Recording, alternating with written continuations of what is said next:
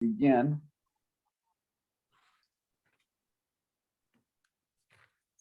Is that my cue? That's your cue. This is the September 21st, 2021 meeting of the City of Charleston Board of Zoning Appeals. Present are Mr. Morrison, Mr. Judon, Ms. Grass, Ms. Richards, and Mr. Bennett and Mr. Robinson. Present from planning staff are Mr. Batchel, Ms. Ashby, and Mr. Valentine. These proceedings are being recorded, and we ask that those who speak identify themselves for the record. We'll conduct this meeting in usual fashion. We'll first receive information from city staff about the application and their recommendation.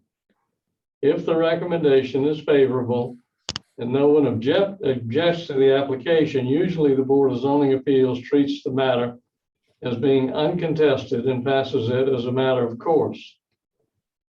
If, however, the city recommends against the application or there is opposition to the application, we treat the application as contested and hear from the applicant and anyone else who is in favor of the application.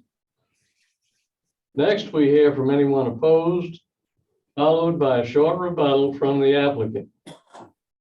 We then close the public hearing portion of the meeting for that particular application and open discussion to the Board of Zoning Appeals members only.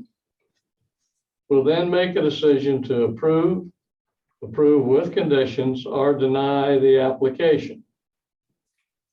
The Board of Zoning Appeals zoning has the authority to do three things. First, to hear applications to decisions of the zoning administrator, hear appeals to the decision of the zoning administrator. Two, grant special exceptions, a fact-finding function of the board. And three, grant variances to the zoning ordinance if the application meets the hardship test outlined in section 54-924 of the ordinance. The board may deliberate and make a final decision on a matter by a majority vote of members present at the hearing and qualified to vote, provided that not less than a quorum is present and qualified to vote. However, an affirmative vote of 2/3 of the board members present and voting shall be required before a use variance may be granted. For a variance to be granted, the Board of Zoning Appeals must make the following findings. A, that there are extraordinary and exceptional conditions pertaining to the particular piece of property.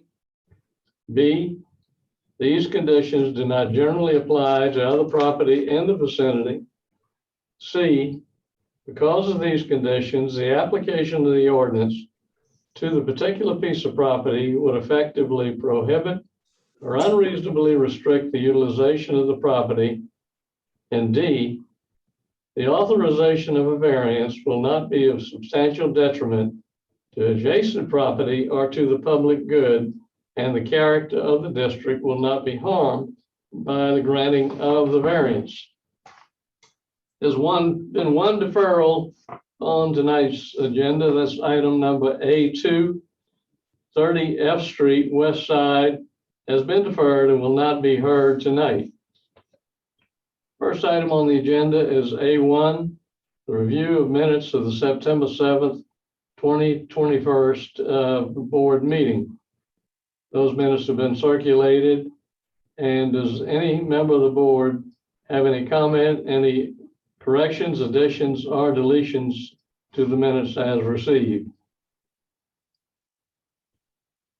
Hearing none, Mr. Morrison moves for approval, seconded by Mr. Judon. All in favor signify by saying aye. Mr. Morrison. Aye. Mr. Judon. Aye. Ms. Grass. Aye. Ms. Richards. Aye. Mr. Bennett. Aye. Mr. Robinson votes aye. The motion is unanimously approved. Item A2 has been deferred. Item B1, I understand Ms. Richards will recuse from item B1. Is that correct? No, I was recused from the one that's deferred. Oh, okay. Good. Item B1, 350 Grove Street, Wagner Terrace. Request special exception under section 54.511 to allow a one-story addition, TV room and bathroom that extends a non-conforming 6-foot west side setback, a 9.5-foot total side setback, and a non-conforming 15.5-foot rear setback. 9 feet, 18 feet, and 25 feet required, zoned SR2. Mr. Batchelder.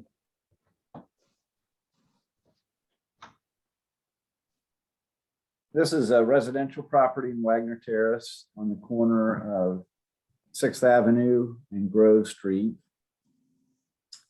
This is the zoning map. It's right here is showing that it's zoned single-family residential SR2. On the left is the full-size view of the survey of the property, and on the right is a blow-up of the actual house footprint and building footprints on the lot. So the proposal is to demolish the garage structure in the back corner with that driveway that leads out to 6th Avenue and the utility shed that connects to that. That's the small X. But both of those buildings are demolished. A new addition is added, and that addition would be, let's see, would be in this area right here. One-story addition along to match basically the one-story house.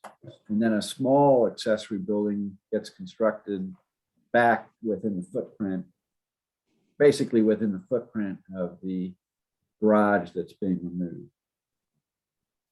So here's an aerial view. Again, I've X'd out the roof of the garage structure that is coming down, and you can see where that infill addition will go on the back of the house to fill in that rear corner. These are more views that were submitted by the applicant. So this is a view from 6th Avenue, looking at the one-story garage. Another view of the one-story garage from the neighbor on Grove Street's backyard. View of the roof, view from the east. So this is the facing 6th Avenue.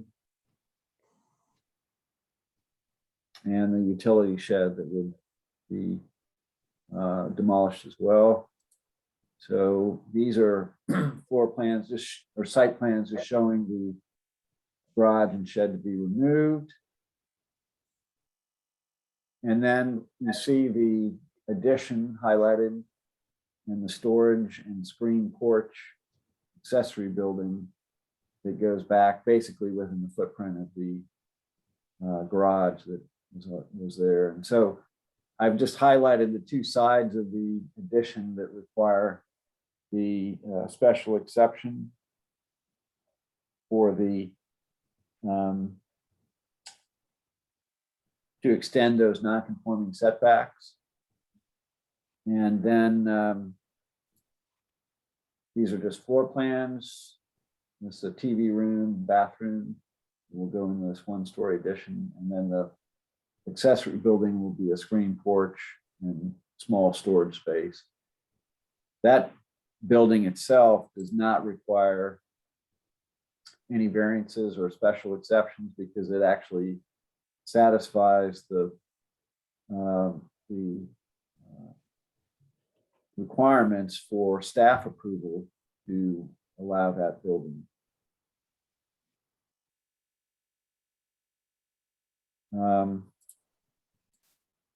Elevations, so you see the existing on the top and proposed below it. So this is not showing the accessory building. This is the rear addition to the house. And then you have the accessory building. So this would be taken from the rear of the property.